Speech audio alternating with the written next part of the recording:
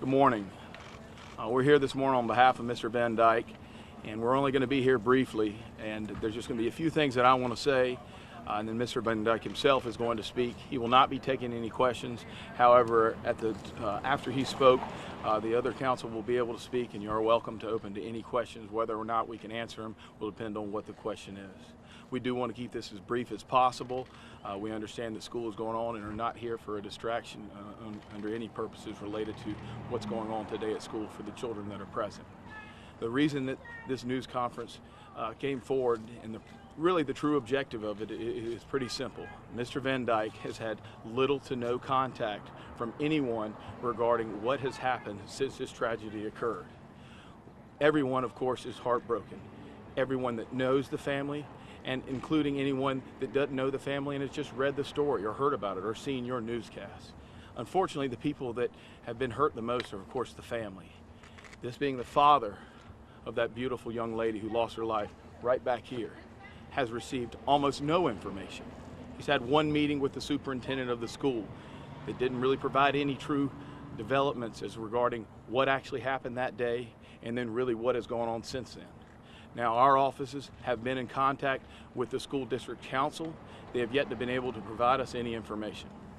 Mr. Van Dyke has also not heard from anyone within law enforcement whatsoever, nor has he heard from anyone within the solicitor's office. We are in no way trying to criticize the process or impede on anything that has already happened.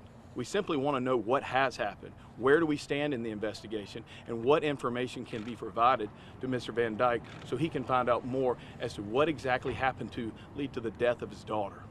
At this point, I'm going to let him speak briefly, and again, he will not be taking any questions. However, we will allow some questions for the rest of council here. Mr. Van Dyke. My name is Jermaine Van Dyke, and I'm here today looking for justice for my daughter. And I wanted just to find out what happened, how it happened, and who was involved. And that's really it.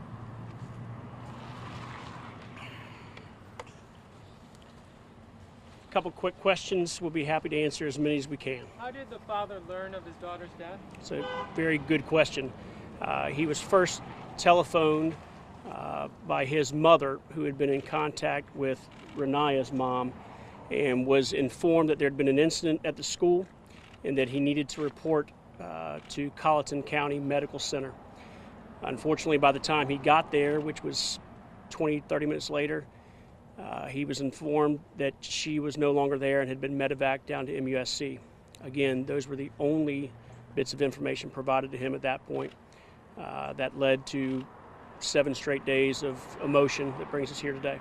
What's the school district said in Nothing. response to your attempt? Nothing. Absolutely nothing.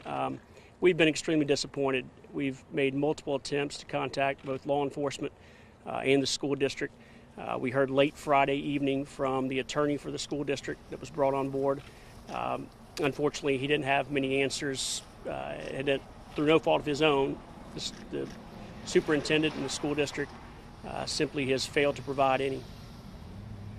When was the last time Jermaine saw Raniya? They've been involved, extremely involved in each other's lives.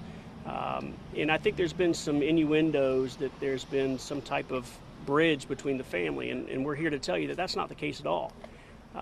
They've decided to hire a separate counsel, which they have every right to do, but I assure you that Ms. Wright's counsel and our team have been in constant communication. We are forming one unified front because we're here to seek justice for the daughter. I know a lot of people have said that this is kind of shown the broader issue of bullying in our schools, even though that word hasn't necessarily been used in relation to this case just yet by officials, at least law enforcement in the school district. But how does this case kind of relate to that bigger issue that we're seeing across the state? We're lucky to have State Representative Marvin Pendarvis here with us today, who can touch on that issue. Thank you for the question. I think it's an excellent one, and it sheds a light on some of the issues that we've seen here in South Carolina when it comes to bullying. It's one that we need to take seriously as a state. If you look around, the conversation within our school district is how can we protect our children? And in the General Assembly a couple of weeks ago, we talked about a big education bill and how we're going to reform education here in the state of South Carolina.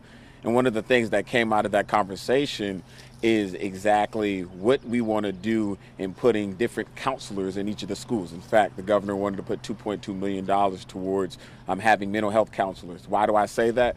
Because it's important that we recognize children face various issues on a daily basis when they come to school. They deal with some things at home that they bring to school. And oftentimes bullying helps exacerbate some of those issues. And so it's incumbent upon us as elected officials, it's incumbent upon us as community officials and people and families to make sure that we're doing everything that we can to protect our children, to ensure that they're getting the attention that they deserve in the schools, also within their communities and at home, because it's important. Bullying is real. We have to recognize and we have to do something about it. I don't know if you can speak to this or not, but had there been issues leading up to this event? We have spoken with the teacher that was in the class that day, a week ago today. We've also spoken with a few parents of the school children, and we are still compiling information. We're still gathering the results of our investigation, but it's been made pretty clear to us that there's been a pattern of behavior over the last really 4 or 5 years. Some may reference it as bullying. I'm a little hesitant to label it as that at this point in time. But again, it would be fair to say that the school was on notice that there were some altercations occurring on a very regular basis between individuals in this specific classroom. Is the family wanting to see charges filed? We don't take a position on that. Mr. Van Dyke is more concerned about burying his daughter Wednesday at noon, right around the corner. Last week was primarily about who, what, when, why. Can we get answers? Can we get, the justice that we deserve for Raniya? Can we figure out who was involved and what decisions were made and who was on notice and what duties were violated? And that's fine for last week's topic. I think next week's topic will be, where do we go from here? Can we get those answers? Does litigation ensue as a result of? But for this week's purpose, we look back to over 250 years ago when two brothers from Charleston came to this small town to try to get away from the disease that was going on in Charleston. They tried to bring their one daughter to heal.